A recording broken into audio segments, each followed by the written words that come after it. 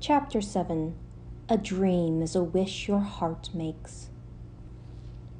The sky spans an eternity above him, a bright and crystal blue. Coral cranes his neck up, marveling at the infinity of it. So rare a sight this clear. He could stand there for hours appreciating it, were circumstances different. Alas, there is the temperature. Even taking this moment sets his blood to freezing, and, despite his desires, he has to keep moving. Keep the blood flowing and you keep warm.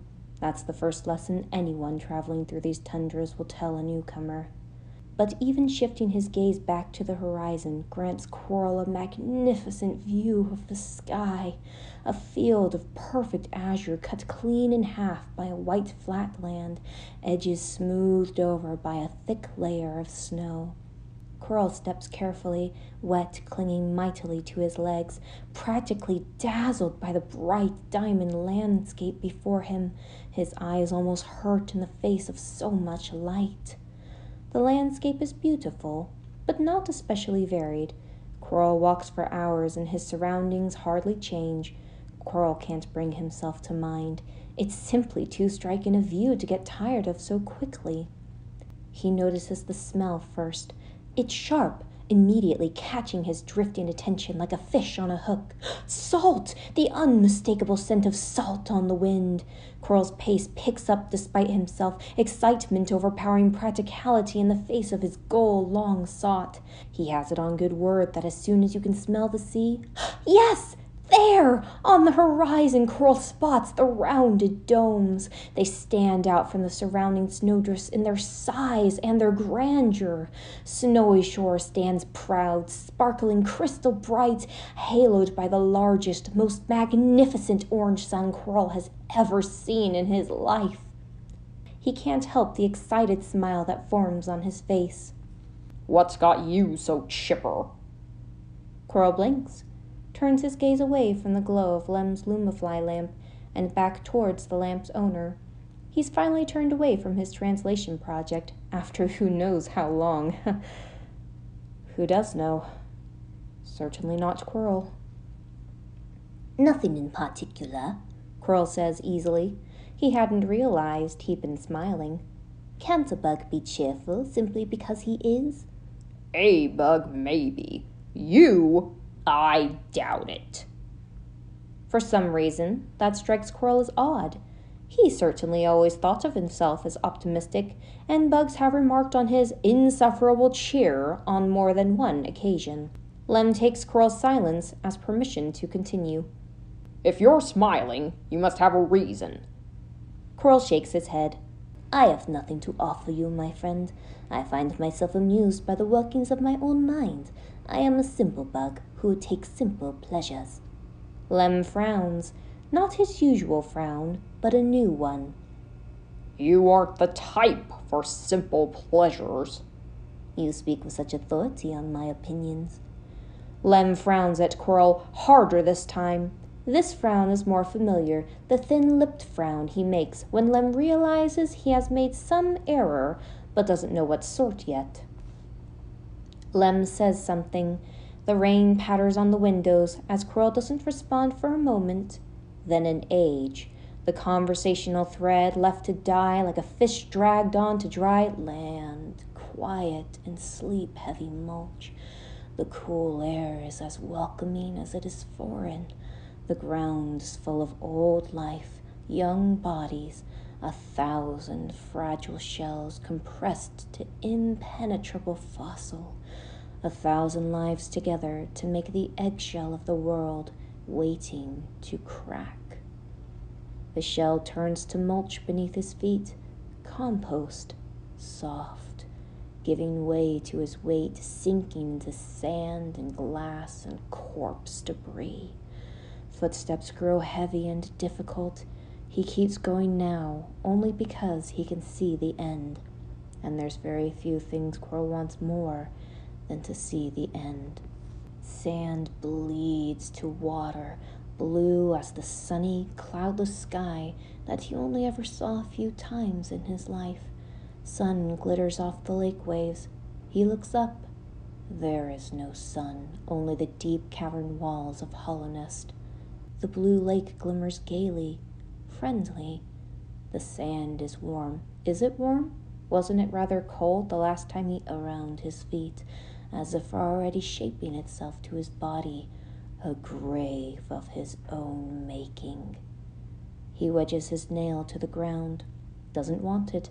Never wanted the darn thing. He especially did not want it during the times that he did want it. He'll be happy to see such a deadly weapon off his hands, even if he knows it'll only hang above his head as a tombstone now. He knows that Monomon's nail had him marked from the moment he held it, and he supposes it's only right it'll mark him when he's "Out there again," says Lem. The orange of the hallway outside Lem's shop is a soft orange glow in Quirrell's eyes. "You're a sleepwalker now," Lem says. The relic seeker sounds tired, almost too tired to be grumpy. "You can't wander around in the middle of the night losing your head like this." There's no night or day down here, says Quirrell, amused. "Well, there are husks, and they won't be sympathetic to your traveling beauty sleep if you walk about without defenses. You'd need at least a nail to keep you alive. Come back in already." Quirrell looks off into the dark hallway. Or was it bright? Wasn't it bright only a moment ago? "Quirrell, I swear to all the dead gods, I'm tired. Hurry up. Come down from there," snaps the guard. Quirrell doesn't wince, spreads his hands peaceably. Oh, it'd be much easier to look unthreatening if he didn't have his nail, but he's got to keep himself alive, doesn't he? It'd also be easier to look unthreatening if he weren't trespassing on restricted territory. "Ah, hello there," says Quirrell. "I didn't see you there. How goes it?" "Better if you weren't lurking by the entrance to the lichen farm," says the guard. Not very easily distracted, then. "Is that where this hallway leads?" Quirrell says blithely, looking at the hallway he was 2 inches from entering, as if in complete surprise. "Oh dear, that's restricted access to foreigners, isn't it? I had no idea, sir. Terribly sorry. My mistake." There's a pause. The guard squints up at Quirrell in the dim light of Forest Roost's pulsing lights, thick and drooping like golden honey. The light of the lichen, beautiful as they are, threaten to drop and engulf them all. Quirrell loves them. If they just let him see the farm. "Are you getting down?" says the guard. "Oh, is that what I'm supposed to be doing?" says Quirrell amiably, inching closer and closer to the door. "Sir, this is your last warning." Just past the doorway, just down the long, endless hallway, Quirrell thinks he can see the glow of the lichen farms, warm, glowing, growing, just down the hallway. If he can just get there, he can just reach the tubes as the assistant lifts them down to Quirrell's height. "If you're going to learn under the teacher," says the assistant with a touch of haughtiness, "your first step is to learn the teacher's shorthand." Quirrell nods peaceably. He has no idea what they mean by shorthand, but he sure does know that this assistant doesn't expect him to last long. That's too bad for them. Quirrell already sold nearly everything he owns and handed off his leased City of Tears apartment to someone else and packed all of his remaining possessions into a single bag on his back. He's homeless! Either Quirrell makes his home on the road like one of Un's many pilgrim followers, or Quirrell finds a way to stay at the archives. That sort of motivation can't be stopped. Quirrell would know. He's the one who made sure of it. The assistant plunks the tube in Quirrell's hands, where it glows gently, cool against his shell. "King Mantis, O peace, O conflict, second all combat trial," it reads. "Their honor, way, life, secluded, distant, bulwark, O deep nest." Quirrell looks up, on the verge of asking for a dictionary or some kind of syntax decoder, when he catches sight of the assistant's smugness. "Wonderful," says Quirrell instead. "A beautiful challenge. I look forward to decoding "This dang egg!" Lem says irritably. And Coral blinks. There's a cutting board in front of him, a root vegetable half diced on the kitchen counter. Coral's in the Relic Seeker's kitchen. Have you killed yourself trying to make breakfast yet? Lem calls through the doorway. Slowly, Coral begins to dice the vegetable. It'll be just another moment, He calls back, wondering how much longer he'll have to play at this domestic game when he can get back on the road and live off what the land gives him like he always used to, when he can go back to real life, not this half shadow of pretending to live in the deathless shop where relic seekers keep old and rotten history alive long past when relics should have been left in the ground. Except there's no travels to be had anymore. All the wonders in the world condensed into Monomon's call for him. There was never anything wonderful for him to find, and he's already seen what he's been made to see as he watches the cooking knife slice into the flesh of the root, severing fibers, parting soft skin with cold. Metal lines or abstract pictograms, but here, on yours, the engravings are so fine and thin that the metal looks clean and flat from a distance, which is a curious move I've not seen before. Lem raises Coral's nail to the terrible light. Coral watches him dispassionately. If he wears a pleasant face, Lem will stop talking about Coral's nail, and Coral can pretend this never happened. And here, it looks like the blade is carved in what was either endless strings of nonsense letters, code, or entirely aesthetic tribute to the idea of language, which is another style I've never seen. Coral's short wanderer friend had a rickety, bent, nearly cracked old nail when he first met them, a relic in itself, the short, one-handed style speaking to an age of knighthood that even allowed bugs that small to wield nails. The edges were clean of rust. Like any other steel nail, it bent rather than cracked, but fracture lines spread down the middle, ready to split open. No words, no pictograms, no text, no pictures. It speaks nothing but pure history of well-worn, well-used, hard-used, blunt violence. It's charmingly honest.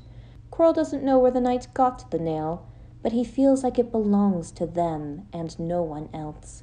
He wonders if the nail was ever given a name, if the nail has the same name now that it's been reforged. If a nail is remade, and remade, and remade, and remade, is it still The same place? Coral doesn't respond. Quirrell, Says Lem. Danger. come back inside. It's rather nice out here, though. Says Coral. The hallway is a lovely bright gold. The sun will rise again. A wondrous sight. Everything Coral sees nowadays is beautiful. There's a hand on Coral's shoulder, pulling him back to the shop. Danger. Pulling him down to look at him. Kill him. And Coral frowns at the crease between Lem's eyebrows. Are you all right? Coral asks. You look worried sick. Lem gives Coral a kill him dirty look. Am I? Ugh. He scoffs and then jerks his head down the hallway. What on earth is so interesting now? Here!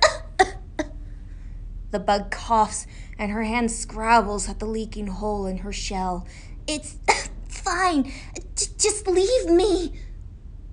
I'm sorry, Coral says. He's not apologizing. Dying is an occupational hazard of traveling.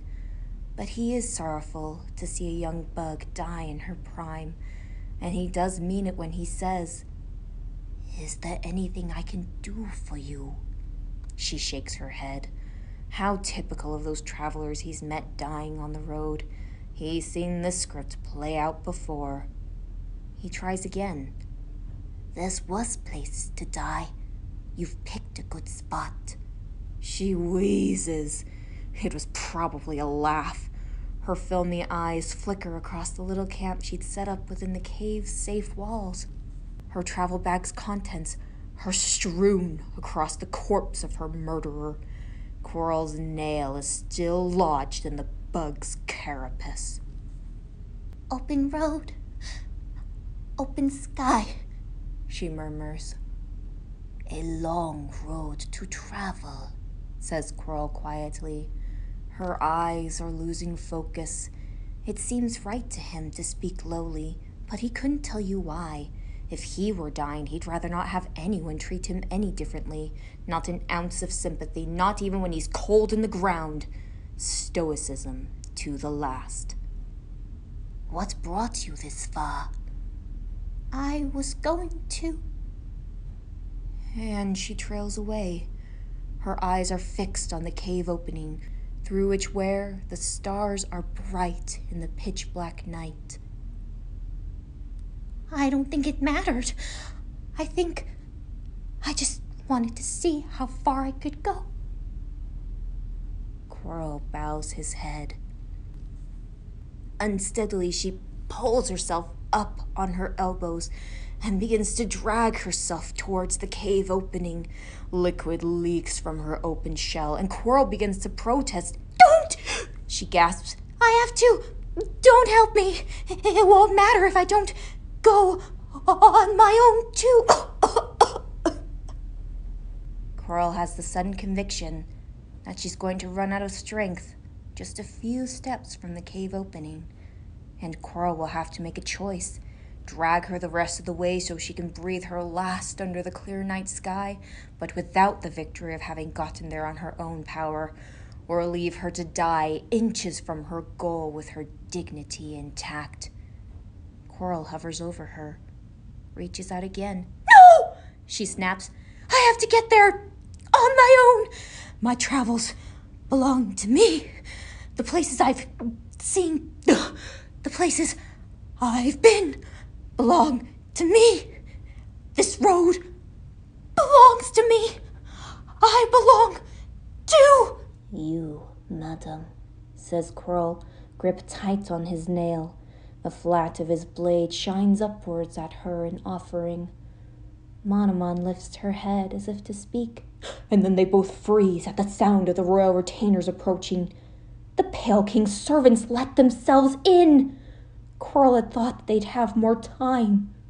"We'll speak about this later," Manamon whispers hurriedly. She must not be thinking in her panic, because there will be no later. Not if the king's retainers are already here. "What use have I for a nail?" she says, sounding distracted, even as she straightens to receive her executioners with grace. "Why should I commission the nailsmith for a nail from me? The dead shouldn't be burdened with such things. To fight, to struggle is a gift for those still living. Quirrell, do not forget that blade bears words from your own heart. That nail belongs to me," says Lem tiredly. "Nonsense," Quirrell replies. "There is no need to worry. No need to worry at this old shop here," says the shopkeeper. She's got a grim smile under her rather impressive beard. "It does its job well enough. Anything a traveler would need, I've got it." "An admirable service. It keeps me fed," the shopkeeper replies, "and it's easy enough."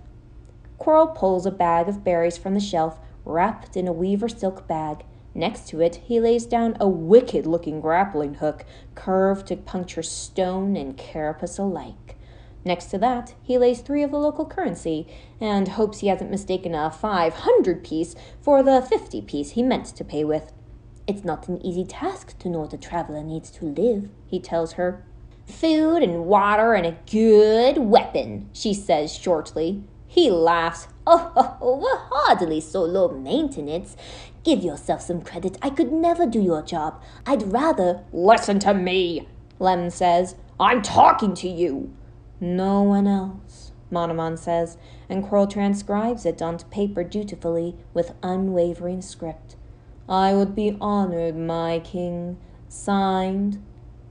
"I like that," Quirrell murmurs. "I like that very much. He doesn't have to do this anymore. There's nowhere else Quirrell would rather be." Quirrell never told Manamon why he'd moved to the archives, but when he was building U'u'mu'u, piece by piece, core by core, memory by memory, hope by hope, Quirrell would sometimes tell U'u'mu'u the bedtime story of how U'u'mu'u came to be. "Can you read this for me?" asks the child, and Quirrell looks around immediately for their parents, but there's nobody there. Coral looks down at the small child on the side of the road, looking up at the signpost, and wonders who's more dangerous, the wanderer with some nail and an ugly hat, or the mysterious child standing alone at the side of the road. Isn't this how ghost stories start? Any second now, the child's going to turn around, and there'll be nothing there, no face, no soul, just two empty eye sockets where the face should be. They're not ghosts, says the confessor tartly when Coral opens the notebook and shows her the drawing. They're regrets, stains, a pressure on this time from another. He writes this down, scribbles in the margins. What makes some regrets heavier than others? Why do some regrets linger and not others? What makes some regrets worth more than others? If a regret doesn't leave a stain, where does it go? I can't read anything on this sign, my friend, Coral says apologetically. It's not in a dialect that I'm familiar with. The child makes a face. Don't be silly, Coral, says Monoman. Putting any of the acid with research inscribed in it would be a waste of good text. It's not possible to read while you're dreaming, after all. U'u'mu'u wiggles as best as it can. Somewhere deep in U'u'mu'u's cores lies everything the teacher ever discovered, researched, read, wrote, or knew. You're a better student than I, Coral tells it, one hand on its gelatin skin.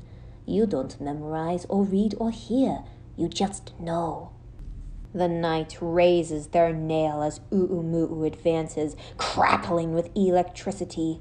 The night's eyes are two empty eye sockets, not a trace of fear, neither challenge nor cowardice nor acceptance of defeat. Like even now, before it's happened, the night can see U'u'mu'u dying. Settle down, or you won't hear the story, Coral tells U'u'mu'u, as if Coral ever built U'u'mu'u to comprehend complex speech. U'u'mu'u gets the message from his tone of voice. The story goes like this. Coral is wide awake an hour before the bell rings. The barracks are full of other snoring bugs, city guards in training just like Coral, and Coral feels like he's going to crawl out of his skin. Coral is pressing a hand to the glass, and he is in love. The city of tears sprawls below him, gorgeous, waiting for him, one of the destinations he'd so longed to visit, and now he can't make himself go. If he goes, will he ever have this moment again? Could walking along the streets of the city of tears ever possibly compare to this feeling of seeing the city just beyond his grasp? Maybe he loves things he can't have the most. Maybe he loves when what he wants is behind glass. Maybe he loves wanting and loves loving more than he ever loved. The endless patter on the barracks roof that he doesn't even hear anymore.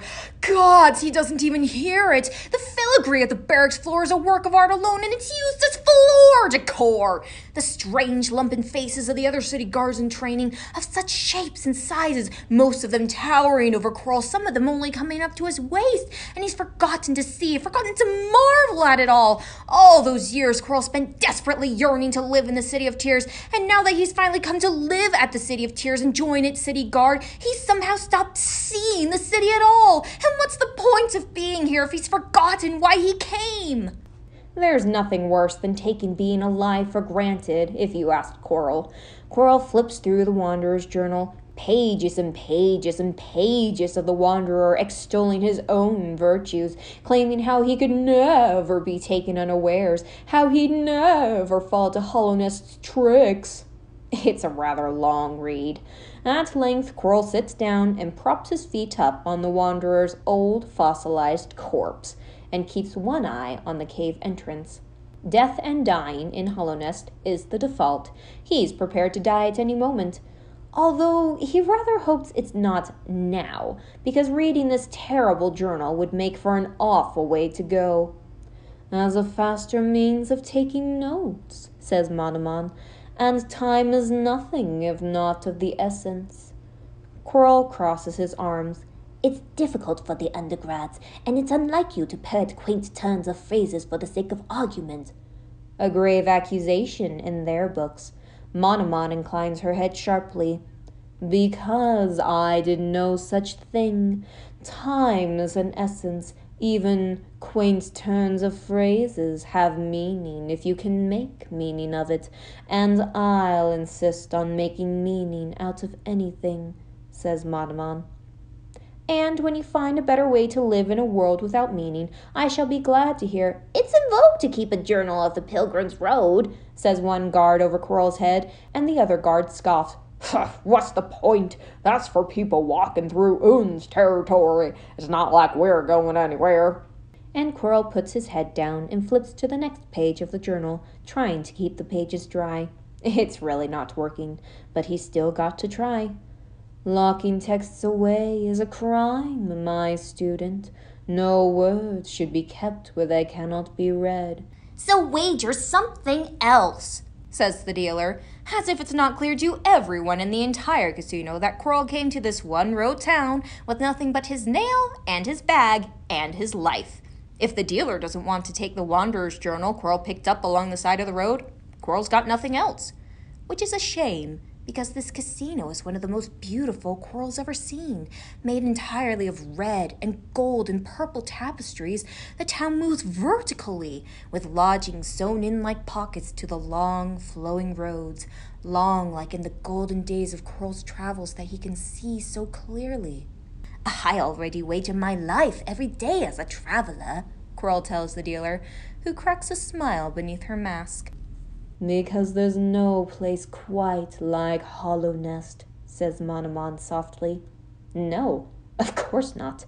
Nothing quite like this wonderful corpse of his home at last. Home at last. Could anything compare to these sprawling, endless caverns, full of mysteries to explore, to unearth, to feel the joy of something precious and worth living to see? The knights sheath their nail with their mask nearly split in half. The vengefly quivers and shudders and goes limp at their feet. Charming, Quirrell thinks. How beautiful. No guise in the knight's mask whatsoever, no claim to fairness or kindness. And if only the poor wanderer knew, Quirrell thinks as he flips the page, if only he knew how quickly Hollow Nest kills if you let your guard down for a second. If only this poor wanderer knew how alive you could be when you're just on the verge of death. That there's no life to be found in living properly, in a kitchen with utensils, with a desk, a cash register full of geo, a shelf of loved relics. Life's got to be pulled out of him with a string. That's half the point of traveling. How can you know who you are if you aren't at the brink of yourself? The sharp nail edge of near death is a hook in your soul, sinking fast into the water. Without a single text to keep her company, Manamon the Dreamer has her personal assistant, Quirrell the Scholar, close and seal the top of her tank under the watchful gaze of several royal retainers. Quirrell has no opinion on this. None that will go on public record at the very least. He presses his hands flat, palms down to the cold metal, and doesn't think about this at all. Has no thoughts whatsoever. Prays for the wind and sand to wash his head clean and empty. Acid all around her as Quirrell picks his way through the seals, fishes Manamon's head free of the acid. The archives are dark. There is nobody home. All the teachers and students and staff, infected or gone. The retainers shooed away. The Pale King must not know. Quirrell holds his breath against the thick, sour smell of the acid and tilts Manamon's empty mask up towards him, her face floating on the surface of the water like a lily pad. He puts his hands around the mask's edges. The acid still lingering on the porcelain burns in his carapace joints. The tips of his fingers dig deep into the wood of Lem's desk and doesn't even leave a dent in Manamon's flawless face.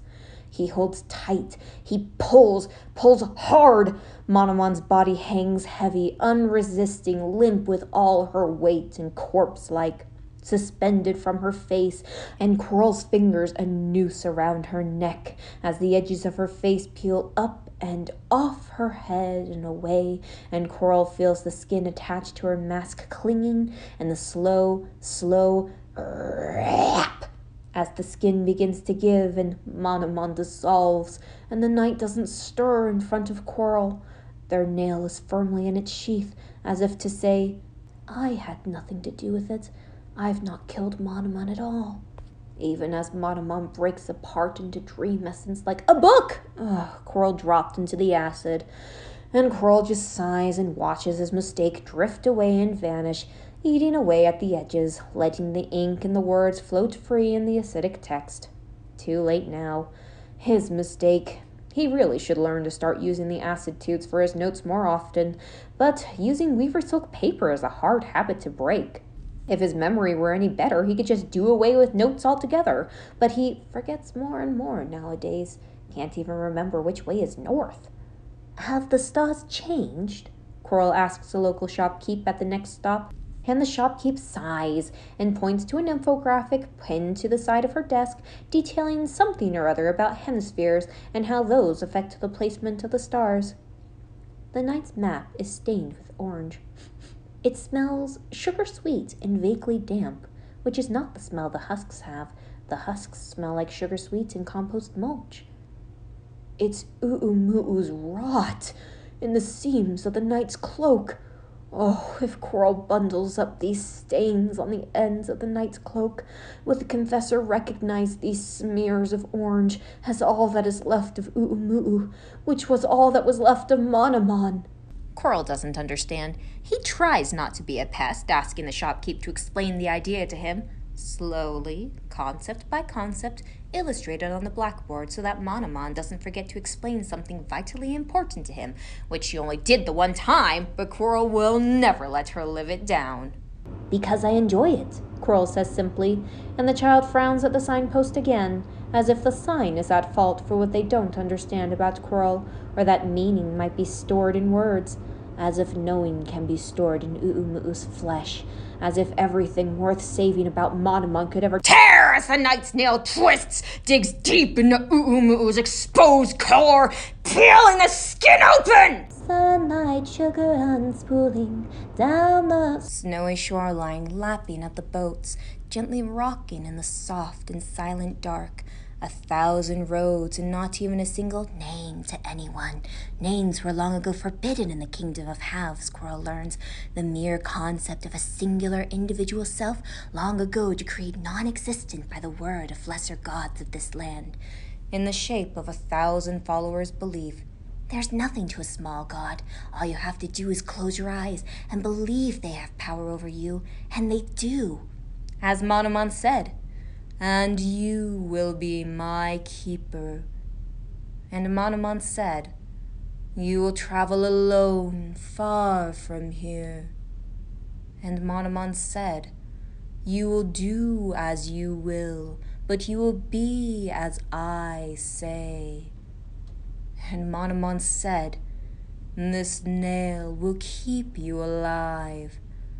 And Monomon said, your life must go on so that you may keep me dead. And Monomon said, although you may forget, love need not be remembered. And Monomon said, I will love where you have forgotten. And Monomon said, every step you take, every land you visit, every long traveling road you come to love, that is me within you.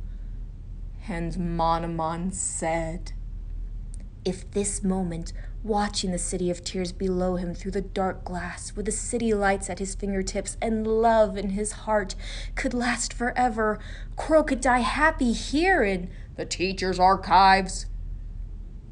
Coral opens his eyes. The silence of Lem's study hangs over them. The soft taps of rain on the glass highlight the absence of sound more than replace it, and the distant lights of the Lumify street lamps flicker through the misty air outside. Inside, Coral sits on Lem's couch, arms loose at his sides. He turns his gaze from the floor to Lem, sitting at his desk. Lem does not turn to face him. Lem clings to some semblance of his usual demeanor by his fingertips, hunched over like he's working on something. But the only thing there is that acid-stained Wanderer's Journal, hardly a project for a relic seeker as proficient as Lem. Yet he leans over it like it contains step-by-step instructions for translating and transcribing the contents of an arcane egg. He does not look at Quirrell, but in the way a hunter purposefully doesn't stare directly at prey, as if to avoid startling him. This journal mentioned it, Lem says. It's stiff and slow, a performer reading lines. Look, this stain from a fog canyon acid bubble. Lem taps his finger on a circular burn on the journal's edge. Which means it's probably true. Quirrell takes a moment to follow Lem's halting logic chain. So, other journals lied about it? The archive? Journals lie about everything, Lem says, the almost not quite sing-song of a phrase dutifully memorized and repeated. Especially famous places. I have no less than 5 journals that claim to have found the White Palace, all of them entirely different and none of them anything like contemporaneous records. Lem's speech has almost fallen back into his familiar, comfortable patter, but then his gaze twitches Quirrell's way, and he stiffens up again. The acid lakes of Fog Canyon had an especially fearsome reputation, even compared to the pools of the fungal waste and Kingdom's Edge, perhaps because the bubbles there made the acid a much more unpredictable risk. Aye, Quirrell says, speaking before he had anything of much value to say, but the thought grows despite himself, as though he has been neglecting something talking fulfills. I journeyed there. Fog Canyon. The bubbles were no great difficulty. Normally, Quirrell would expect Lem to wave a hand, dismiss the thought with a physical gesture. Instead, Lem is still, continuing to stare at that wanderer's preserved words. There might not be a reason. Fog Canyon's reputation could have sprung from the archive itself.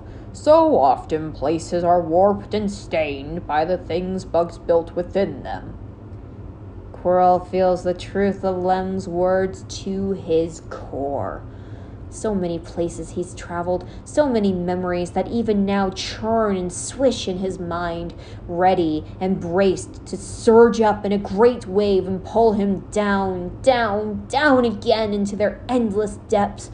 Those memories are full of places molded by bugs' hands, places changed by their lives and deaths. What changes, Quirrell wonders, have I imparted on the world? What sort of stain would my death leave? Recently? Quirrell's eyes refocus. He has to take a moment to blink because they feel itchy and dry. I'm sorry. Lem actually turns to look at Quirrell, something strange flickering in his eyes. You said you had been to Fog Canyon recently? The lumaflies flutter, bright orange in their lamps. Yes. Lem leans forward, staring at Quirrell, fingers folded in a contemplative tent. Did you see the archive? At the faintest edges of Quirrell's awareness, almost entirely hidden beneath the sounds of rain and breathing, he hears tiny wings beating against the glass. Yes. Lem doesn't move or say anything. For a long minute, there is only the noise of silence. Then he sits up.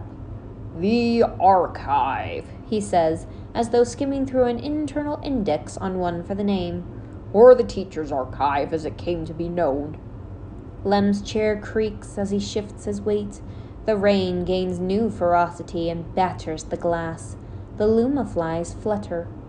Legends say it stored all the knowledge of Hollownest, that anything written was copied over and preserved within its halls, from the finest poetry to the most rigorous studies to the most incidental bulletins of dirt-mouth community events. knowledge, theories, legends, artifacts. To hear it told, the archive held them all, and several dissertations on each one for good measure. This journal, Lem says, not turning back to look, tells of a building at the center of an acid lake, in a clearing free of umas and yumas.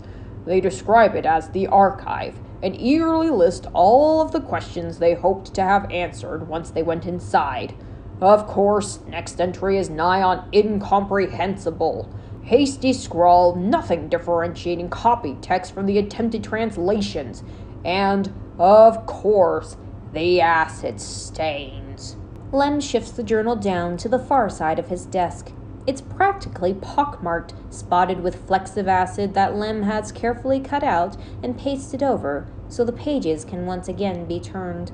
The text on the pages just as Lem described, only somehow even more so. The only words that stand out as legible are at the top of the page, and even that relatively clear line is cut off by an ink blot. Here, void, this. What a relic seeker wouldn't give to reverse all the acid stains in the world. A hefty price, let me tell you. Lem slides the journal back over. It cuts off after that. Can't say I'm too surprised. Journals delivered by your short companion have sudden endings in common. Lem rocks in his chair, oh so slightly, just enough to make the wood groan. It's a familiar noise, one that fits into the space of Lem's study, something as worn in as the grooves of the wood itself. You know, I had a suspicion I recognized that text, or at least the style. Not quite gibberish, but not any sort of code I had seen before, except for one place. Lem turns to gaze at the nail hanging in its sheath on Lem's wall. A variation of it is carved into your nail. Something unsettles the lumaflies. They scramble around each other, throwing the thin and angled shadows into a strange dance. Lem doesn't pay it any mind, still looking at the nail on the wall. The archive would be more than an invaluable resource. Even if it was ransacked, there's a lot that could be learned, even from the walls and floors. Never mind if any of the archive systems of information storage survived. Acid writing was said to be more durable than weaver silk paper, or even tablets. But it's impossible to tell unless you go there and check for yourself. Water falls onto glass, wood creaks, tiny wings flap, shadows shift. If you've been there recently, and not to cast desperations on your ability to recount your travels, you have a knack for detail. But, if you've been there recently, if that is where you found your nail, I think I'd like to see the archive myself. Silence. It stretches too long. Lem begins to fidget. And don't act like you wouldn't either, Lem says, with more life than he's had in the last 10 minutes. I've seen you gazing out into the hallway, practically scratching at the door. Maybe if you stretch your legs, get some of that fresh air you outdoorsy types bang on about, you'll be less inclined to wake me with your mutterings at ridiculous hours of the night. Silence. Lem huffs. It's traveling, isn't it? Getting out of the house? Silence. Isn't that what you want? Lem insists, a little desperately. Slowly, Quirrell smiles. Yes, Quirrell says. He says it with confidence and the beginnings of satisfaction. It would be a journey, but I could escort you there. All of Monomon's knowledge, all of Quirrell's work, all of Hollownest's history is still there in the archive. Quirrell knows no one better than Lem to inherit it. And then Quirrell can rest, and it will be as it should be. For all intents and purposes, Quirrell is already dead. In going to the archive, Quirrell is correcting a small error, a short digression in his tale, some sorry epilogue that should never have been written. Why had Quirrell even left the archive, wandered to the shore of Blue Lake, looked on at the calm waters, and sat with the night? There wasn't any need of it. He haunted Lem for a while, one spirit out of many hanging in the thick, still air of Hollownest. Ghosts are a stain on this world, some regret that forgot its own death. He's sorry to have darkened Lem's door with his regrets for this long. He's been a terrible house guest. It is only in passing on the fossilized relics of Monomon's life that maybe, all of this will have been worth it. Lem drags a dusty and half-crusted pack out from the depths of his closet. Most of the closet's contents have been excavated in the endeavor, spread out in piles on Lem's floor. Laying forlornly in the center of the piles is the pack. It might have once been a simple brown color, but now it has taken on the color of dust and the crusty texture of age. Lem grunts at the pack like its sorry state is its own fault, and Lem knows it could have done better. Ugh, it seemed bigger back then, Lem mutters to himself, poking the bag with his foot. It doesn't twitch, so Lem gains enough confidence to peek inside. Finding nothing nesting in the main pocket, Lem sets on filling the bag with everything he imagines he will need for a multi-day trek to Fog Canyon. Coral watches. His own pack has been ready to go since he arrived. The nail is on his hip. While he watches Lem pack, without checking all the pockets first, Coral thinks. He thinks more than he has for a long while, or no, perhaps he only thinks more deliberately than he has in a while. He even knows precisely how he will do it. Coral will disappear, as he always should have, gone off to join his lady like a proper bug of her service, a tool erased now without any other purpose. Lem will excavate the madam's work and encase it in his shop. Coral will be returned to the archives from which he came. The trick, now, is Lem's understanding, which Lem would never give. Lem would not understand that this is no tragedy, but a mercy to let Coral sleep at last. Lem has given up on the bedroll and moved on to layering stacks of notebooks into the pack, more than would be comfortable to carry for an hour, never mind a days-long trek. Goodness. The question becomes how to make amends with his host from beyond the grave. Before, Coral left a deliberate marker before he made his way to the Blue Lake's waters, in part because he honestly believed the dead should not be burdened with weapons, but mostly as a small kindness to the night. Instead of vanishing into nothing, the nail would signal that Coral left deliberately, that wherever Coral was now, it was some place he had decided to go. More than anything, Coral believed, and still believes, that the night would rest easiest knowing that Coral had gone on his own strength. For Lem, a distinct marker would be almost a mystery to solve, and all the clues pointing to a situation that Lem had clearly tried to prevent before. Coral does not want Lem to feel like he failed. Most of all, Coral doesn't want Lem to pity him, when this always has been, and still is, his choice. So, instead of something deliberately deliberate, Coral will leave something deliberately accidental. A loose tile, perhaps, some well-placed scratches where Coral valiantly tried to hold on to the side of the tank, a nail at the bottom of the pool dragged down with him, the signs of someone slipping into the acid where the body and the evidence will dissolve. Even the most experienced travelers need only a moment's weakness to disappear. Coral isn't naive enough to think Lem wouldn't feel some small regret, but it would pass. Surely with time he would come to see it was for the best. After all, Coral had only been a loose end at Lem's shop, a relic with no story to tell. Better to leave the relic seeker with a definitive lie than a vaguely hopeful one, or even an empty page. Truly, what could be more awful for a relic seeker than a mystery with no clues and no neat answer to the questions asked?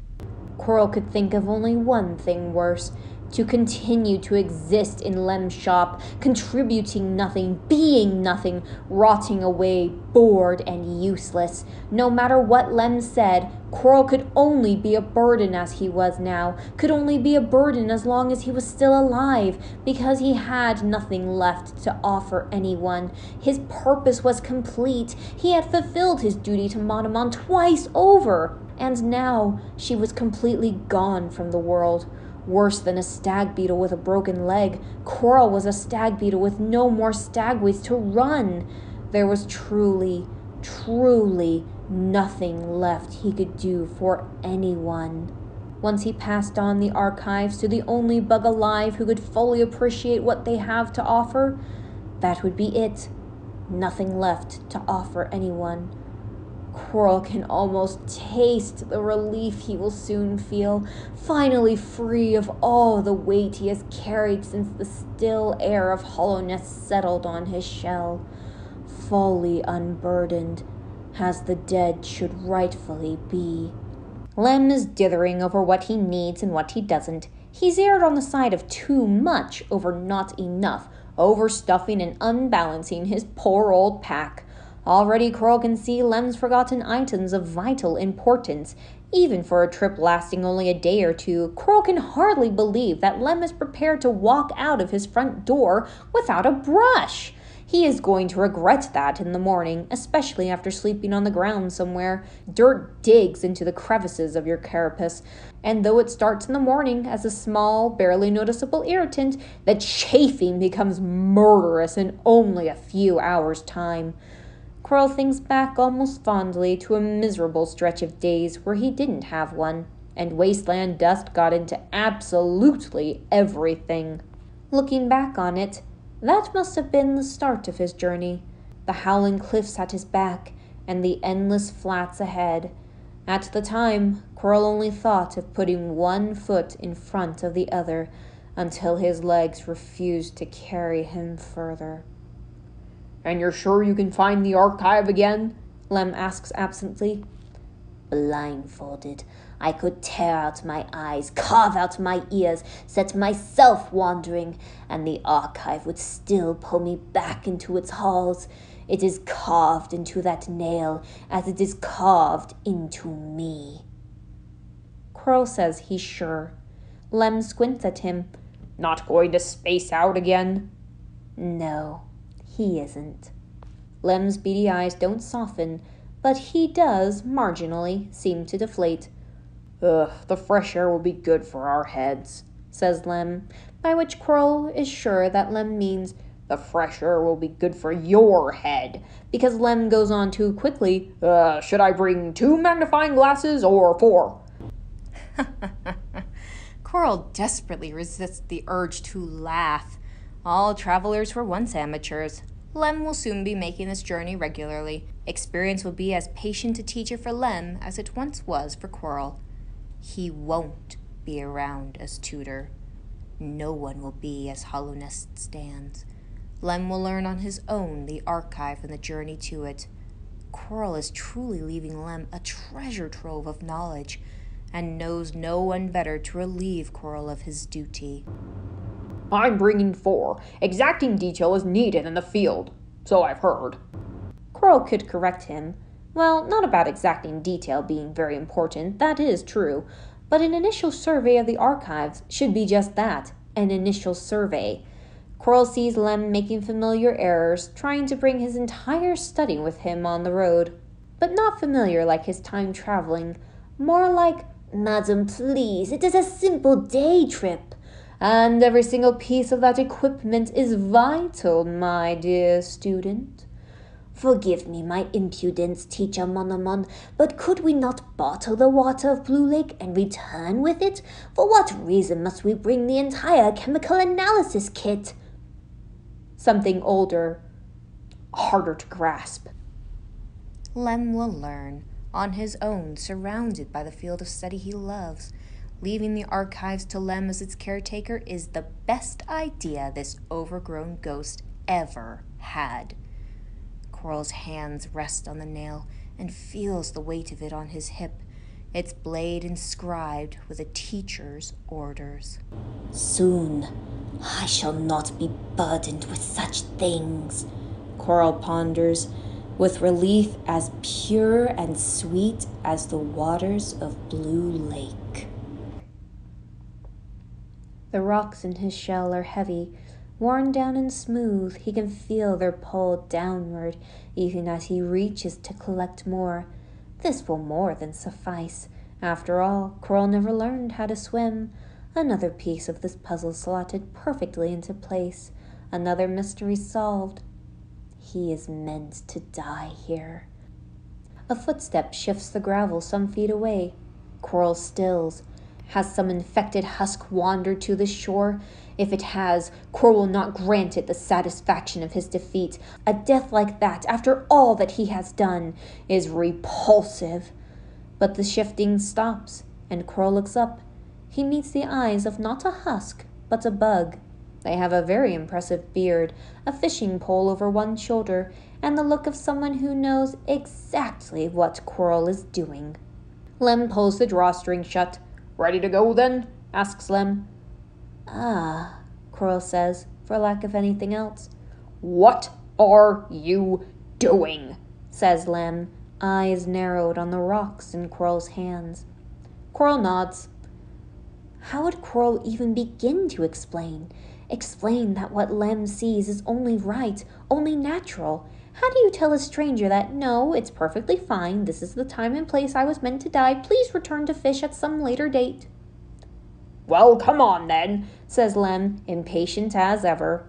Coral lifts his pack soundlessly from the floor. Coral cannot explain himself or the rocks in his shell in a way that can be understood. The blue lake is not the place for explanations. He doesn't explain, but he doesn't object. Without another word, without looking back, he pulls the Relic Seeker's door shut behind him and looks to the Relic Seeker himself, ready to follow Lem one last time. Face to face with a Relic Seeker, up to his neck in rocks on the edge of the blue lake, Coral is weak for only a moment. Coral allows Lem to pull him away from what he was meant to do. He won't make that mistake again. A silence. The shop door rings. A silence. A knock at the door. A silence. The door opens. The light of the lumaflies lines the shape of a small shadow, dark on the wooden floor. The night stands in the crack in the door. The shop stands empty and still to their equally empty and still stare. The tabletops and relic shelves taste of dust sweepers, the floor amiably smooth from 1,000 steps, the chairs well used, groaning, the tools in their kits speaking fondly of hurried but careful hands. The knight's footsteps are as soft as the city shadow. Their cloak does not trail across the floor, but whispers all the same. They circle the room. Then they circle it again. They peer into the back room, out windows, under the desks. There is nobody here. There are weaver silk papers scarred over with Lem's handwriting. The ink and its watery minerals are soaked deep in the weaver's threads. Not fresh, old words. A few cracked geodes here and there, soul oozing from the open wounds. The Relic Seeker's tools still lodged in their guts. The Relic Seeker's dishes cold in their racks, wiped clean and dripping with the sound of forks and knives. There is nothing of Coral's in the whole shop. But there's a spot sunken deep into the wood by the door where the taste of foreign soil lays thick, dry, not enough soul. The air still longs to move where Coral used to be.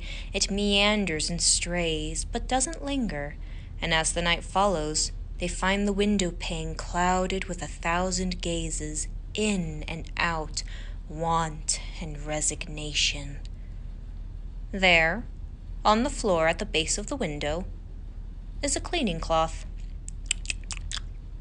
Tastes forgotten, left in a rush. Tastes like metal, marred by bug blood, but mostly clean steel. Oily, lots of soul, old soul. The blood has left the imprint of Coral's nails and engravings, the reverse lettering of a language nobody knows. The knight picks it up. The shop is still empty. They stand there for an age, and then an age longer, and they neither tire nor breathe nor mind the wait. But they think that Coral might be unnerved to see them standing in the middle of the shop like that, or that, maybe, when Coral comes back, he might like to sit and talk with the knight like they used to. So, slowly, with the cloth still in their hands, They ease themselves onto the couch at the far corner of the shop, where the shadows are thickest and warmest, where they found Quirrell that first day and waited for Quirrell to wake up from his long, long dream. There they stay to the sound of the patient rain. They are waiting for Quirrell to come back from his long, long journey. They are very certain that they will see Quirrell again.